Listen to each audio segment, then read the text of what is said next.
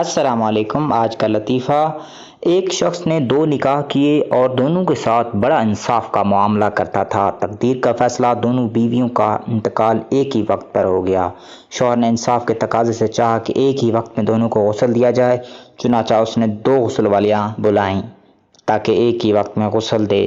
پھر دفن کے لیے گھر سے ایک ہی وقت میں نکلنے کا ارادہ کیا۔ اتفاق کے گھر میں ایک ہی دروازہ تھا، چنانچہ اس نے دروازہ بنانے والے کو بلایا اور دوسرا دروازہ بنا کر ایک ہی وقت میں دونوں کو نکالا اور دفن کر کے اس شخص نے اللہ کا شکر ادا کیا۔ اللہ نے انصاف کی توفیق دی۔